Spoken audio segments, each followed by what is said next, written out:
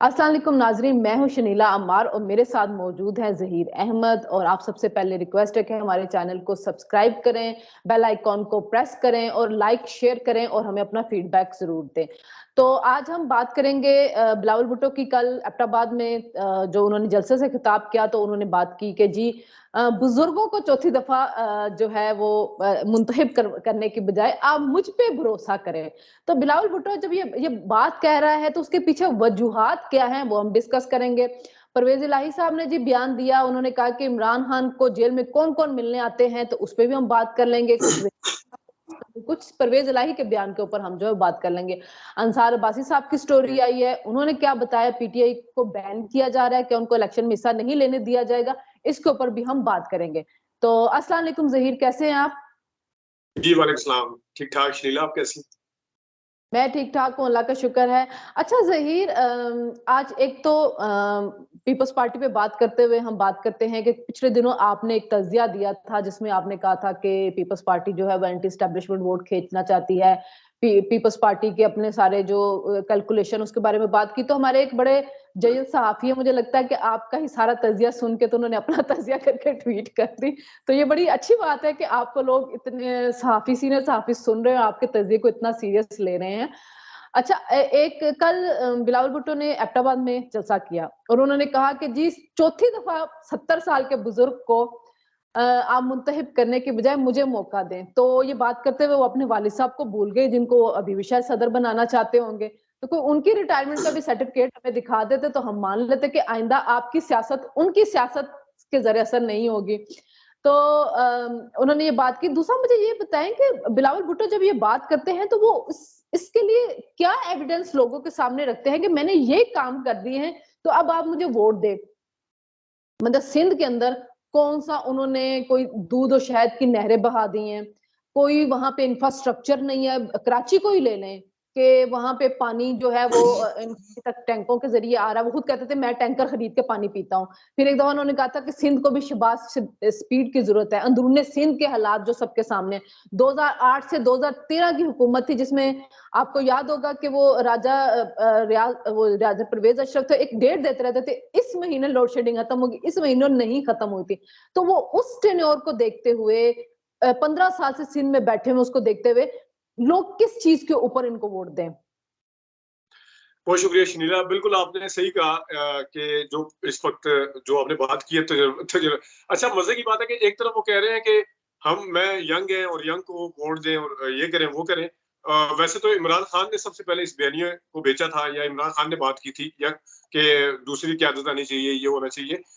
मजे की बात है कि बिलावल भुट्टो जो इस वक्त ये बात कर रहे हैं, और साथ के साथ ही जो आपने बात की है ना कि अपने वालिद साहब को साथ के साथ ही बता रहे हैं कि हमारे पास तजुर्बा है, हमने ये किया, हमने वो, फिर वो माजी को मेंशन ना कर रहे हैं, तजुर्बा है। साथ साथ अपना दूसरों का कह रहे हैं कि 70-70 साल के हो गए हैं और अपने तजुर्बे जो है वो जाहिर है या तो अपनी वालदा का बता रहे होंगे, या अपने नाना अब्बू का बता रहे होंगे, या अपने वालिद साहब का बता रहे होंगे। तो आपको याद होगा जिस टाइम बिलावल भुट्टो साहब नए नए आए थे, बार बार इनको पकड़ के वापस लाया जाता था, ये बाहर चले जाते थे। तो उस वक्त ये तजिया किया गया था साफियों की तरफ से भी कि बिलावल भुट्टो को सबसे पहले अपनी फुफ्फो से और अपने वालिद से डिसोसिएट करना चाहिए। अब जब वो अपने वालिद को अभी भी सदर जरदारी और अभी भी बनवाने के लिए होते हैं, तो ये बड़ा अजीब सा लगता है। इसके साथ आपने जो एक बात की है वो हमने जो तजिया दिया था 3-4 दिन पहले, इसमें कुछ चीजें ऐड भी हुई हैं। ऐड इस तरह से हुई हैं, हमने आपको बताया था सारी सीट्स वगैरह कितनी कितनी किस किस जगह पे प्लान हुई हुई है, पंजाब के अंदर कितनी फोकस की हुई है। केपी में आजकल बिलावल भुट्टो ऐसे कोई 7-8 दिन के 7-8 जलसे करेंगे बाकायदा तौर पे, तो उसको उनको भी टारगेट किया हुआ। फिर उन्होंने सिंध को तो वैसे किया हुआ था। फिर बाप के वाले से जो बातें हो रही है उसमें एक चीज ये भी ऐड है कि ये तासुब दूसरी तरफ भी पाया जाता है। दूसरी तरफ पूरे तरीके से एहसास है इस चीज का कि नवाज शरीफ का बयानिया इस वक्त उस तरह से एंटी स्टैब्लिशमेंट नहीं है, और जो इमरान खान ने बयानिया बनाया था या जो इमरान खान के साथ इस वक्त खड़े हुए हैं, जिस तरह 2016, 17, 18 में मियां साहब का बयानिया था, जो लोग इस खड़े हुए हैं, तो अगर पीटीआई को के वोट को तोड़ने के लिए या पीटीआई को करने के लिए बिलावल भुट्टो को बाकायदा तौर पे एक एक ढील दी जा रही है। ये समझे कि उनको बाकायदा तौर पे इंटेंशनली इरादतन एक ढील दी जा रही है। और ये बड़ी, मैं वसूख के साथ ये बात कर रहा हूँ ताकि वो वाला जिस तरह में हमने एक चीज उस दिन की थी कि ये एक पीपल्स पार्टी की प्लानिंग है कि हमने वो फोकस करने हैं वो वाले वोट जो एंटी स्टैब्लिशमेंट है या इमरान खान के साथ है, या इमरान खान बिलफर्ज या खुद नहीं लड़ते या उनकी पार्टी किसी तरीके से भरपूर तरीके से हिस्सा नहीं ले पाती, तो इस तरीके से अब ये दूसरी तरफ भी है कि ढील है। और ये चीज कहना कि पीपल्स पार्टी जो है वो एंटी स्टैब्लिशमेंट लड़ रही है या स्टैब्लिशमेंट से नाराज है या खुश नहीं है, बाकायदा तौर पे उसी तकरीर के अंदर वो अपनी सीवी भी पेश कर रहे हैं, उसी तकरीर के अंदर वो कह भी रहे हैं कि हमें मौका दिया जाए, भले वो आवाम को कह रहे होंगे या कहीं पे भी मैसेज दे रहे हैं, लेकिन ये चीज जो है ये बड़ी मिली भगत के साथ हो रही है। ये एक बात ये भी है कि जो नवाज लीग है वो बिलावल की किसी भी इल्जाम का जवाब नहीं दे रही है। सीनियर लीडरशिप कहीं पे भी आपको जवाब देती हुई नजर नहीं आती है और ऐसा लग रहा है कि जैसे वो इस बयानिए से खुश हैं। दूसरी बात ये कि बिलावल भुट्टो जब बार बार बात करते हैं ना कि वो लाडले हैं, वो आ रहे हैं, तो एक तरह से तो वो तो कैंपेन चला रहे हैं। आपको पता पाकिस्तान के अंदर एक तबका ऐसा भी होता है जो हवा का रुख देखते हुए कि किसने आना वो उसको वोट दे देते हैं कि सारा वोट ना जाया हो। ये भी एक मेंटालिटी है पाकिस्तानियों के अंदर। तो वो अगर ये तो बिलावल भुट्टो कैंपेन खुद ही चला रहे कि ये आ रहे हैं, ये आ रहे हैं, ये आ रहे हैं, तो यानी कि जिसने वो सोचना होगा कि कौन हुकूमत में आ सकता है, हम उसी को वोट दें, वोट जाया ना करें, वो उस साइड पे चले जाएंगे। दूसरी यंग क्यादत को जरूर आना चाहिए, आप आगे आने वाले लोगों को मौका भी दें, लेकिन बिलावल भुट्टो को अगर मैं फॉरेन मिनिस्टर के तौर पे उनकी कारकर्दगी को अगर देखूं तो मैं उनको काफी ज्यादा मार्क्स दूंगी। वो एज अ फॉरेन मिनिस्टर बहुत अच्छे थे, उनको बात करनी आती थी, उनको पाकिस्तान को बड़ा अच्छा रिप्रेजेंट करते थे और उनको इंटरनेशनल रिलेशंस की बहुत अंडरस्टैंडिंग थी। लेकिन पाकिस्तानी हुकूमत को चलाना एक बिल्कुल डिफरेंट गेम है और अगर उसमें आप अपने बाप की लेगेसी को लेकर चलेंगे तो अवाम आपको नहीं कबूल करेगी। क्योंकि देखें 2013 के अंदर जो पीपल्स पार्टी का सफाया हुआ था पंजाब में, उसकी वजह सदर जरदारी ही थे। उनसे लोग जो थे नाला हुए थे, उनसे, उनकी हुकूमत से, और उन्होंने पंजाब के अंदर उनको वोट नहीं दिया था। तो जब तक वो टैग लगा रहेगा तो बिलावल का कोई फ्यूचर नहीं है पंजाब के अंदर। और बिलावल जो है वो जाके कर भी ये रहे हैं कि वो सिर्फ सदरन पंजाब को टारगेट कर रहे हैं, वो सेंट्रल पंजाब की तरफ नहीं जाना चाह रहे हैं। और इसी तरह जो खैबर पख्तूनख्वा है वहां पे भी जो बड़े घर हैं। हाँ जी जी, आपने जो बात की कि नून लीग भी उस तरह से जवाब नहीं दे रही, आपको याद होगा साद रफीक का तो मुझे बकायदा याद है, और इसके अलावा कई ख्वाजा आसिफ और अनस ने भी कहा था कि पीपल्स पार्टी को चाहिए कि वो अपनी जगह बनाए, पीपल्स पार्टी को चाहिए कि वो आए।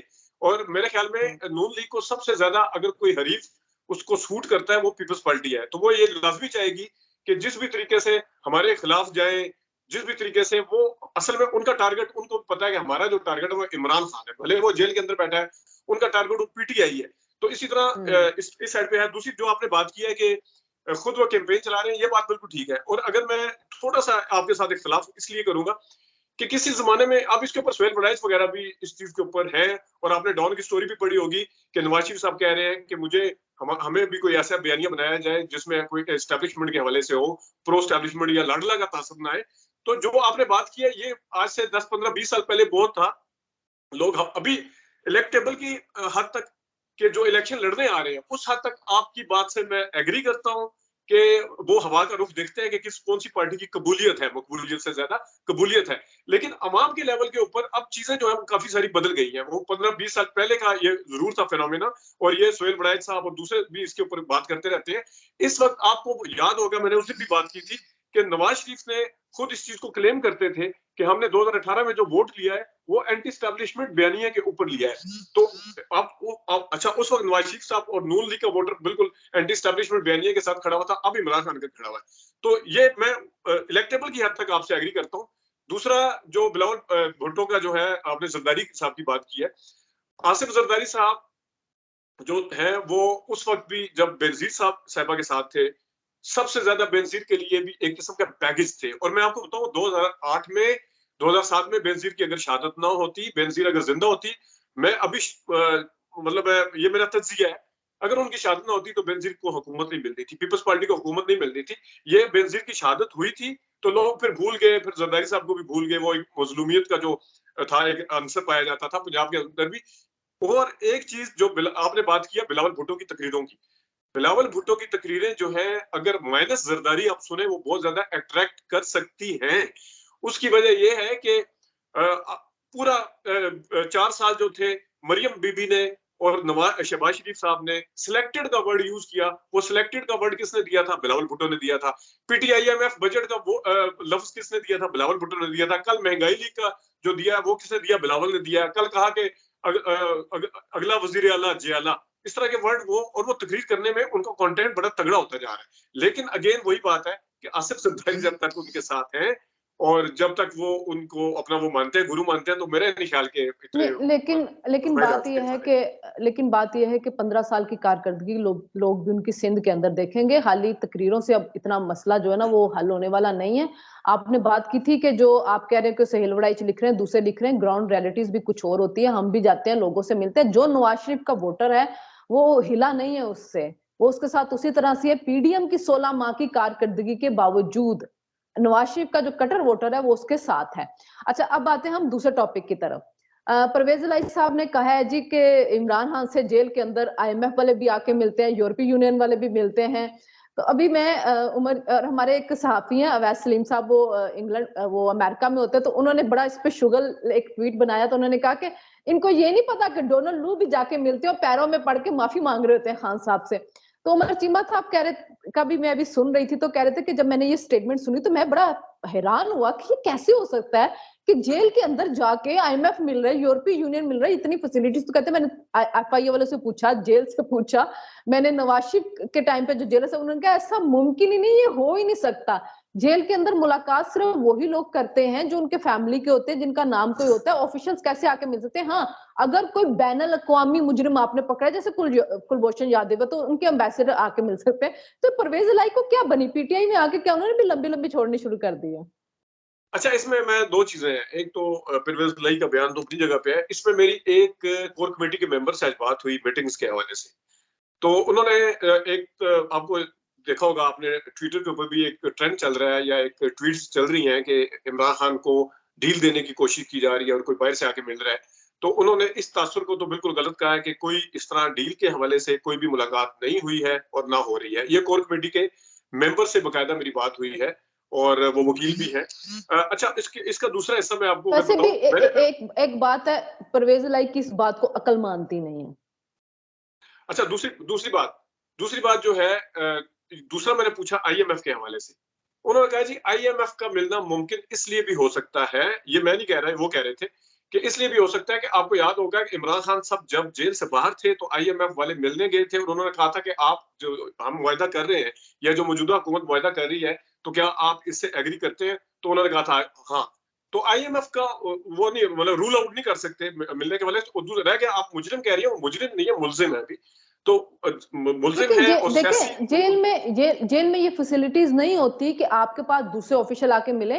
वो आपकी बात बिल्कुल ठीक है। उस वक्त इमरान खान जमान पार्क में बैठे हुए थे, IMF वाले तमाम लीडिंग पार्टीज के पास गए थे और उसकी वजह ये थी कि आगे इलेक्शन आने हैं, इलेक्शन के अंदर आप जब हमारे हुकूमत आपकी आएगी तो क्या आप इस मायदे को, क्योंकि इसकी थर्ड जब किस्त मिलनी है तब एक हुकूमत आ चुकी होगी। अब तो वो रिव्यू करने के लिए आए थे, उनको किसी पार्टी से मिलने की जरूरत नहीं थी, वो किसी से भी नहीं मिले थे। वो सिर्फ वजारत खजाना से मिले, FBR से मिले, क्योंकि उन्होंने सिर्फ रिव्यू करना था कि आपने हमारे इकदाम पूरे किए हैं कि नहीं। वो मुआहिदा करने से पहले की बात थी, स्टैंड बाय। अब तो सिर्फ रिव्यू था। तो इस वजह से ये बात हो ही नहीं सकती कि IMF अब जाएगा, क्योंकि अगर IMF उनके पास जाता तो नवाज लीग के पास भी जाता, पीपल्स पार्टी के पास जाता, लेकिन उनकी टीम किसी से नहीं मिली सिवाय वजारत खजाना सबके। देखिए, इसमें दो चीजें हैं। एक चीज तो ये है कि आपने जैसा कहा कि पीपल्स उससे नवाज शरीफ से भी मिलते हैं। पीपल्स पार्टी को तो चलो फिलहाल आप साइड पे करते हैं। नवाज शरीफ साहब का सबको पता है, IMF और आने वाली हुकूमत के हवाले से, मौजूदा सेटअप के हवाले से नवाज शरीफ साहब बिल्कुल एग्री हैं। अगर कोई प्रॉब्लम हो सकती है, वो क्योंकि जिन्होंने डील करवानी होती है, जो कुछ करना होता है, वो जब एस्टेब्लिशमेंट के साथ मिले हुए नवाज शरीफ, तो उन्हें नवाज शरीफ साहब के साथ तो मिलने की जरूरत नहीं है। रह गए इमरान खान साहब और वो शोरडी के लिए। अच्छा, ये दूसरी बात ये है कि मैं इसके ऊपर अपना तजिया अभी फिलहाल नहीं दे रहा, लेकिन मैंने आपसे जो कोर कमेटी के मेंबर थे उन्होंने जो कुछ कहा है वो मैंने आपको बताया इस हवाले से।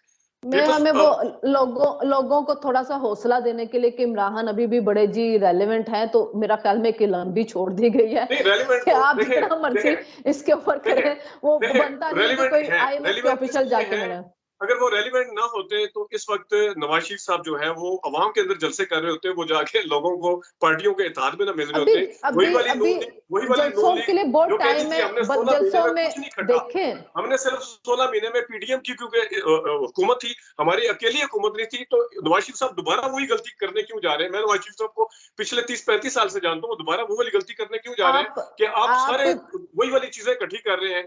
और ये सवाल उठ रहा है एक कि हाँ क्या नवाज हाँ शरीफ साहब इतने सारे इत्तेहादी पार्टियों को साथ मिला के हुकूमत कर सकेंगे? क्या वो शहबाज शरीफ साहब वाले बहाने नहीं लगाएंगे कि मेरे साथ नहीं हमें चलने नहीं दिया गया था? सिर्फ और सिर्फ इस वजह से है कि इमरान खान साहब की वैल्यू है, इमरान खान साहब डिस्कस हो रहे हैं, इमरान खान साहब हर जगह हैं, और यही हर तरफ एक बंदा आगे कह देता है कि वो उनको इलेक्शन लड़ने दिया जाएगा, यानी पीटीए मैं को, दूसरा आगे कह रहा होता है कि नहीं होगा। मैं बात कर रही हूँ इंटरनेशनल लेवल के ऊपर कि आईएमएफ उस वक्त इसलिए गया था कि वो माहिदा होने वाला था। अब रिव्यू के लिए उनको इमरान खान के पास जाने की जरूरत नहीं थी, सिर्फ उनके वोटर्स को एक हौसला देने के लिए वो बात की गई है आईएमएफ जाएगा। ये बात मेरा नहीं ख्याल कि कोई भी जी शोर पाकिस्तानी इस चीज को मानेगा कि आईएमएफ और यूरोपीय यूनियन जेल के अंदर इमरान खान से मिलने गए, वो भी रिव्यू करने के लिए। बाकी रेलेवेंसी उस हिसाब से की है, सियासत के अंदर जाहिर है उनका एक वोटर है, उनके कल्ट सपोर्टर हैं जो उनकी चाहे वो होली मना रहे हो, दिवाली मना रहे हो, और उनका माशरत तलूम और इस्लामियात सुन के फिर भी उनके साथ होते हैं। हमने अंसार अब्बासी साहब की भी न्यूज के ऊपर बात करनी थी, लेकिन हमारा वक्त जो है वो खत्म हो गया, तो वो जरा हम डिटेल से उसके ऊपर बात करेंगे, क्योंकि वो भी पूरी इसी चीज को लेके है कि नवाशी का जो खैबर पख्तूनख्वा में हो रहा है, सिंध में हो रहा है, और ये कि जो सर्वे हुआ है उसके अंदर जब पीटीआई के वोटरों से ये बात हुई है कि आप अगर पीटीआई नहीं होती तो आप किसको वोट देंगे, तो उनके वोटर में से एक क्वार्टर ने ये कहा था कि हम नवाज लीग को वोट देंगे। तो वो हम जरा डिटेल से एक पे बस कमेंट करना चाहता हूँ। एक आपने कहा कि जेल के अंदर इतना आसान नहीं होता मिलना या जो भी है। मैं एजाज सैयद का एक उन्होंने व्लॉग किया कुछ दिन पहले, बल्कि व्लॉग किया था ये शाजिब खानजादा के प्रोग्राम में एजाज सैयद आए हुए थे। आपको बताऊं साइफर को पूरे तरीके से वो फॉलो कर रहे हैं, वो सारा कुछ जानते हैं वहां पे। उन्होंने एक चीज कही थी एंड पे जाते हुए जो जेल के हवाले से, उन्होंने कहा जी इमरान खान साहब ने कहा, उनकी तरफ वकील ने कहा कि मुझे जहर देने का खतरा है। तो फिर एजाज सैयद ने कहा कि जेल के जो सुपरिटेंडेंट है उनकी सेंस ऑफ ह्यूमर बहुत अच्छी है। उन्होंने कहा कि जेल जो है पंजाब के अंडर आती है, किसी एजेंसी के अंडर नहीं आती। फिर एंड पे फिर उन्होंने कहा कि जेल सुपरिटेंडेंट की सेंस ऑफ ह्यूमर बहुत अच्छी है, आपको पता है वो क्या कहना चाह रहे थे। तो मैं इसमें सिर्फ मैं इतना वो ही ऐड समझ कर गई। सकता हूँ। मैं वो एक कल खबर भी पढ़ रही थी कि इमरान खान साहब के कुर्ते का नाम लेने की जगह उनकी गर्दन का नाम भी जो है वो ले लिया गया। तो ऐसी बहुत सी चीजें होती है। बल्कि आपको याद होगा एक सहाफी है, वो अडियाला के पास रहते भी नहीं, तो उन्होंने ट्वीट की थी कि मैं अडियाला के पास रहता हूँ और रोज रात को एक बुजुर्ग उतरते हैं अडियाला की जेल के ऊपर। तो ऐसी बहुत सी चीजें जो हम आइंदा आने वाले दिनों में सुनते देखिए वो नवाज शरीफ के भी साले वो जाफिर साहब सुन है ना, जो कहते थे हाँ कि रशिया में सारे जब जहाज उतरा तो बादल ने वो घेर लिया था सारी जहाज को, बड़ा सारी मुबारक बादल सारी ऊपर है। जमातों को एक साले जाफर चाहिए होता है। चले जहीर, फिर इंशाल्लाह कल आपसे मुलाकात होगी। आप सब लोगों से जी रिक्वेस्ट है हमारे चैनल को सब्सक्राइब करें, लाइक करें, शेयर करें और हम अपना फीडबैक दें। अल्लाह हाफिज।